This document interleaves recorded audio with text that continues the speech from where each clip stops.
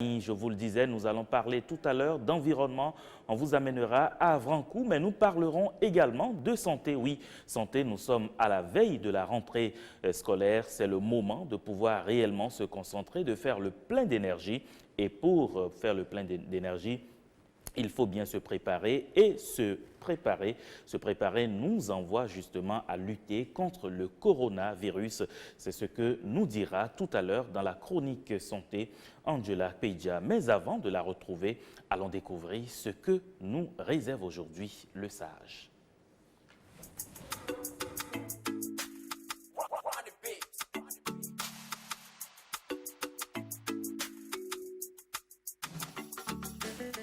Et les paroles de sage aujourd'hui nous disent ceci: si les petites gouttes d'eau se rassemblaient, elles formeraient bien un fleuve. Mais comme chacune suit son propre cours, l'une sans l'autre, elles doivent sécher. Si les petites gouttes d'eau se rassemblaient, elles formeraient bien un fleuve. Mais comme chacune suit son propre cours, l'une sans l'autre, elles doivent sécher. C'est un proverbe allemand que nous partageons donc aujourd'hui avec vous ce mardi, qui parle donc de ces petites gouttes d'eau qui se rassemblaient. Si elles se rassemblaient, elles formeraient bien un fleuve, mais comme chacune suit son cours, vous le savez, quand les gouttes d'eau elles tombent, chacune suit son cours, l'une sans l'autre, elles doivent forcément sécher. Restez avec nous. 5 sur 7 matin se poursuit. Place à présent à la chronique santé. Aujourd'hui, on nous demande de faire le plein d'énergie, mais comment faire le plein d'énergie et comment se préserver du Covid-19? C'est avec Angela Peidja.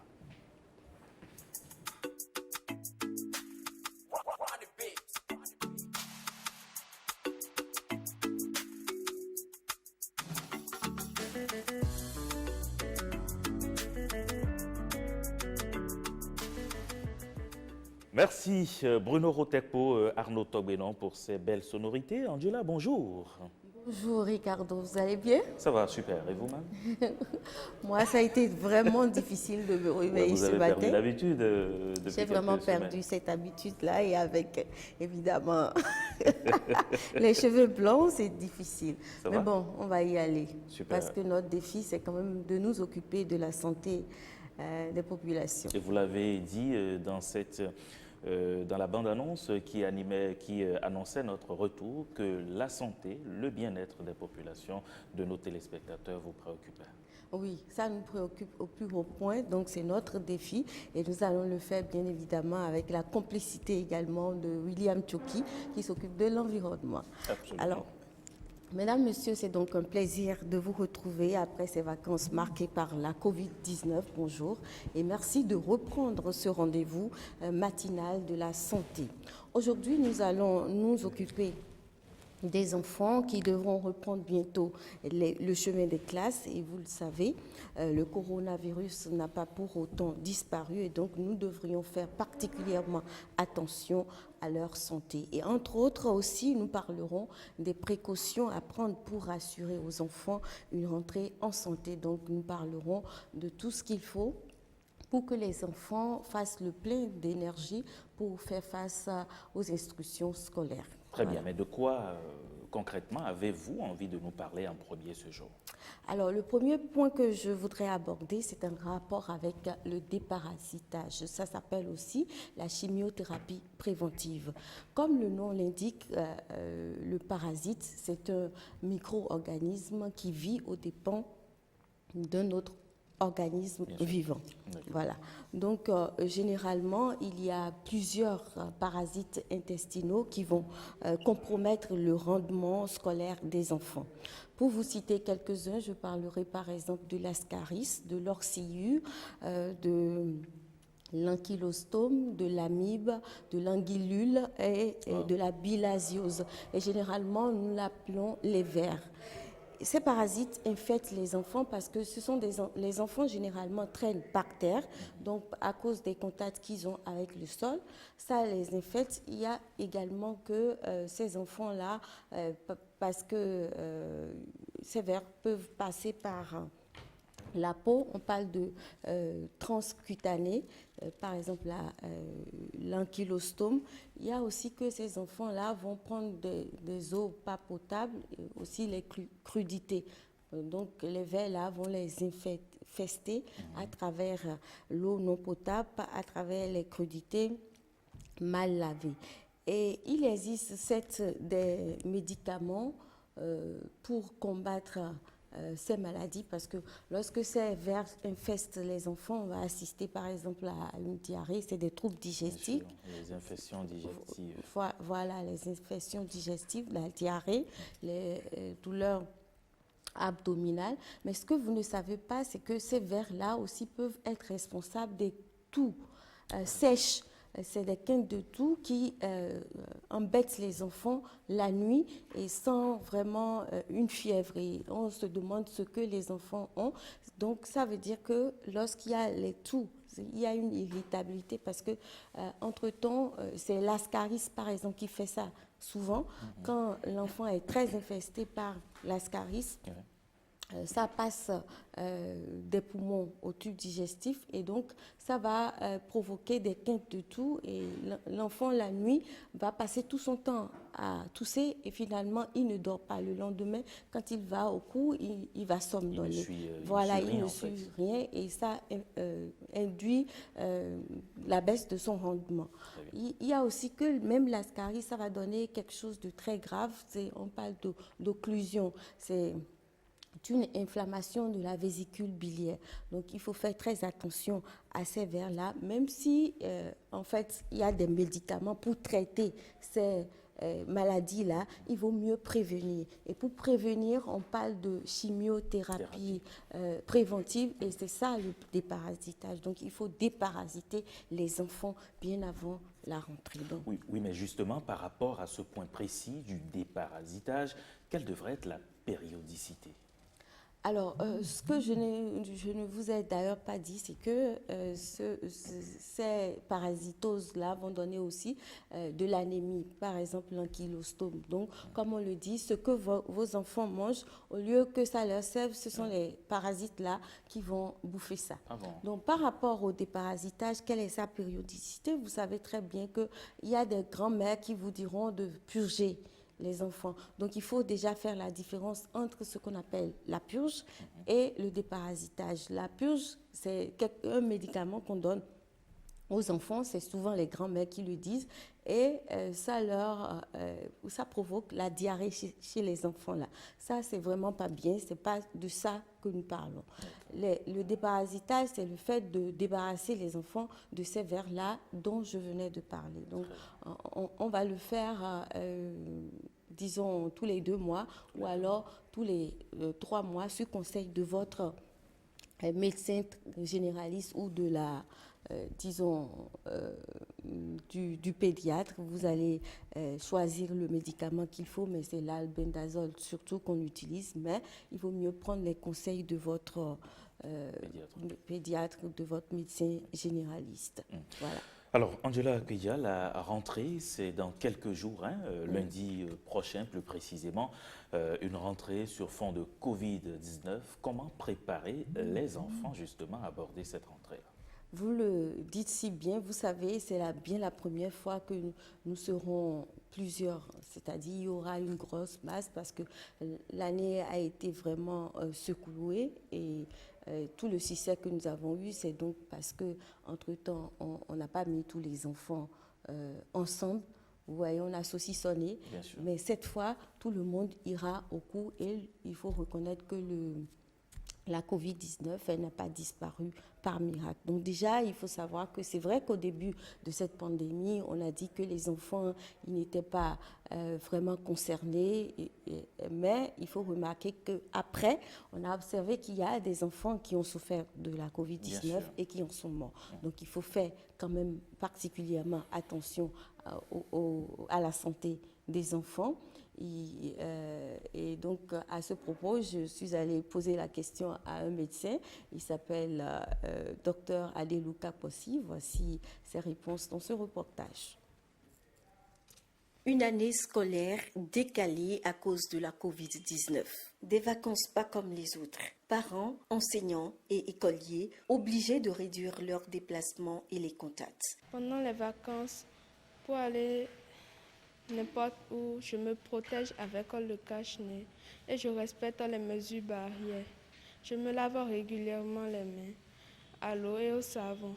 Ces mesures barrières sont toujours de rigueur, mais la vie doit reprendre son cours normal. Toutes les classes ouvriront donc bientôt leurs portes pour écoliers, élèves et enseignants. C'est le moment de conscientiser chacun de nous. D'abord, mes amis, mes très chers enfants, je vous demande le respect scrupuleux de la distanciation, du port de masque et surtout, le lavage des mains. Lavage des mains avec le savon et de l'eau. Et je crois que le gros lot est joué. Il ne sert à rien de faire le petit yo-yo dans la cité. C'est pour votre avenir, c'est pour votre santé. Et en vous protégeant par ces mesures, vous protégez également la population. Le port de masque qui reste obligatoire dans le pays soulève cependant des inquiétudes. Des praticiens avertissent déjà quant au risque. Je crois et qu'il faudra que tous les enseignants le sachent. Il faut autoriser les enfants à lever un tout petit peu leur masque chaque 30 minutes à 1 heure de temps pour mieux respirer. Pourquoi? Il y a d'autres qui sont sensibles, qui ont un terrain respiratoire sensible, à savoir les terrains allergiques, d'autres qui ont eu d'intoxication au pétrole, qui ont les poumons un peu fragilisés, tout ça. Lorsque nous partons les masques de façon indéfinie, vous allez voir que d'autres se plaignent. Ils disent qu'ils sont asphyxiés. D'autres disent qu'ils ne peuvent pas le supporter. L'explication est simple. Lorsque nous respirons, le premier mouvement consiste à envoyer de l'oxygène. Le deuxième mouvement rejette le gaz carbonique. Si nous respirons en portant le masque, en réalité, nous ne faisons que recirculer le gaz carbonique que nous sortons. Ce qui fait qu'après un certain temps, d'autres vont dire qu'ils ont le vertige, ils veulent tomber, ils s'asphyxient et consomment. Il faudra que de temps en temps, ils puissent quand même aérer pour être sûrs qu'ils ont au moins renouvelé le taux d'oxygène qui va dans l'organisme. Ça ne veut pas dire qu'il ne faut pas porter les masques, c'est juste pour aérer et être sûr qu'on a renouvelé l'oxygène qui va au niveau des poumons et que le gaz carbonique est véritablement sorti. Credo est un jeune écolier. Il a pris le pari de ne pas laisser passer le coronavirus par lui. Cette journée qui commence le 28 prochain, je vais porter mon cache-nez. Je ne vais pas passer mes affaires urgences. Je dois rester 1 mètre de mes amis. À situation exceptionnelle, mesures exceptionnelles. Tous contre la Covid-19 en adoptant les gestes barrières. Et cela devrait pouvoir sauver et protéger les enfants. Je voudrais dire quand même que pour les enfants, il faut commencer à leur mettre les masques, à utiliser les masques à partir de 5 ans. Oui, le docteur Adélou Kapos, il le disait tout à l'heure, il y a des enfants qui ont des problèmes de poumons, les asthmatiques, les enfants qui souffrent de pneumonie. Donc, en classe, lorsque les masques restent quand même obligatoires, il faut leur laisser le temps de respirer un coup de l'oxygène pour pouvoir faire le plein d'énergie pour le sang. Très bien. Donc, je voulais préciser ça et dire également aux parents qu'il faille prendre leurs responsabilités en leur achetant les masques pour qu'ils puissent se protéger parce que n'oubliez pas, quand les enfants ont la Covid-19, le coronavirus, les adultes aussi peuvent être contaminés. Alors, nous n'allons pas parler de Covid-19 et oublier quand même une grande maladie, une maladie endémique dans notre pays. Je veux parler du paludisme parce que par ces temps qui courent, c'est la petite saison des pluies. Il y a les larves de moustiques qui se développent de plus en plus.